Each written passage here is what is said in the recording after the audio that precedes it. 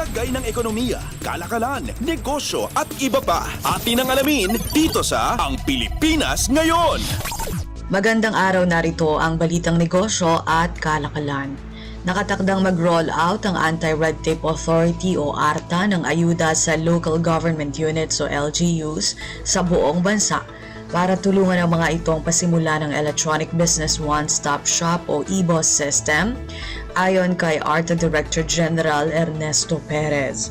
Ani Perez, balak ng ARTA na simula ng roll-out ng caravan sa huling linggo ng buwan ng Enero. Kasama sa ayuda na maaaring ibigay ng ARTA ang donasyon ng hardware at technical assistance upang makasunod sa rekisitos ng EBOS. Batay sa huling datos noong buwan ng Desyembre ng nakaraang taon, mahigit 600 na LGUs na sa mahigit 1,000 LGUs ang mayroong EBOS system. Ngunit ipinunto ni Perez na 19 na LGUs lamang dito ang fully compliant sa EBOS.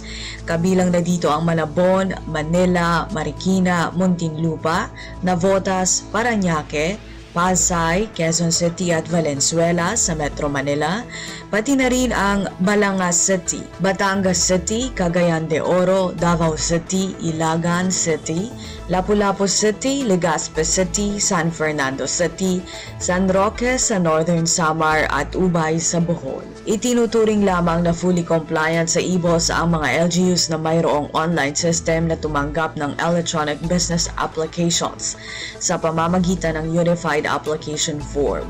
Mayroong kakayanang mag-issue ng electronic tax bill at fire safety inspection certificate fee at barangay clearance fee.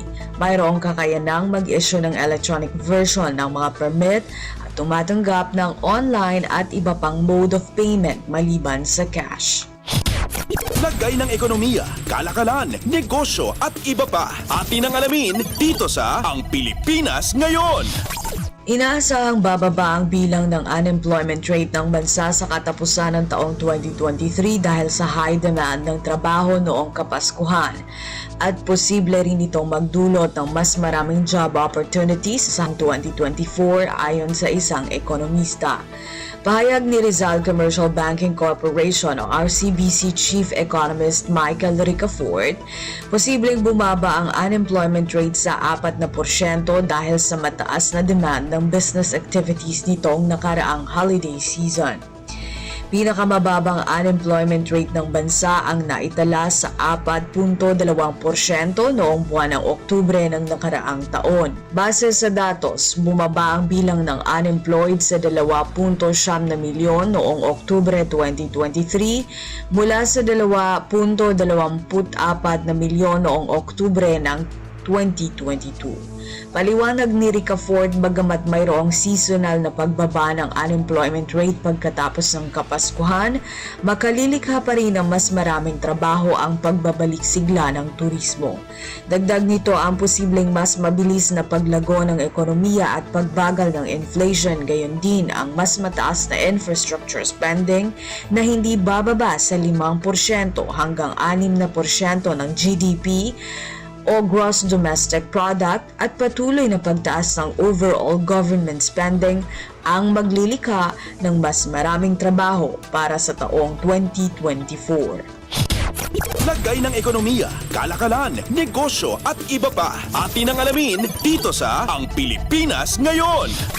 Nag-abiso ang Department of Energy o DOE na posible nang maibalik ang electricity services sa Western Visayas sa oras na makumpleto ang grid synchronization ng mga planta. Ayon sa DOE, hinihintay ng grid ang 135 megawatts load mula sa PAM Concepcion Power Corporation o PCPC na nangangailangan ng halos 300 megawatts para mag-stabilize. Batay sa huling datos, 249 megawatts na ang naibalik sa grid. 198.1 megawatts nito ay mula sa power plants sa Panay at 50.9 megawatts ang mula sa iba pang power generation facilities sa Visayas. Itinuturong dahilan ng power outage sa Western Visayas itong Enero 2 ang boiler feed pump ng Unit 1 ng Panay Energy Development Corporation o PEDC coal-fired power plant at sanhi ng voltage imbalance sa Unit 2 at Unit 1 ng PCPC. Nakaapekto ang problemang ito sa paghahatid ng elektrisidad sa iba pang pasilidad sa Visayas Grid. Nanawagan ng DOE sa NGCP na gawin ito ang responsibilidad bilang System Operator o SO, lalo na sa pagtitiyak ng supply security at reliability sa power grid. Ayon kay DOE Undersecretary Rowena Cristina Guevara, nasa posisyon ng NGCP na tiyakin ang kahandaan sa system disturbance, tulad ng nangyari sa Visayas Grid. Dagdag nito, mayroon na rin kaparehas na insidente ang nangyari sa Panay at Negros subgrids noong April 2023 at dapat anya itong magsilbing aral sa lahat ng mga stakeholder. Sinabi nitong ang pagmomonitor sa grid 24/7 ay magbibigay ng kakayanan sa NGCP ng agarang koordinasyon sa ibang mga planta upang tiyakin na ang bawat unit protection at control settings ng mga ito ay hindi magdudulot ng instability na magsasanhi ng blackouts. Lagay ng ekonomiya, kalakalan, negosyo at iba pa. Atin ang alamin dito sa Ang Pilipinas Ngayon. At iyan ang ating balitang negosyo at kalakalan, nito si Bea Gaza para sa Radyo Pilipinas World Service. Lagay ng ekonomiya, kalakalan, negosyo at iba pa. Atin ang alamin dito sa Ang Pilipinas Ngayon.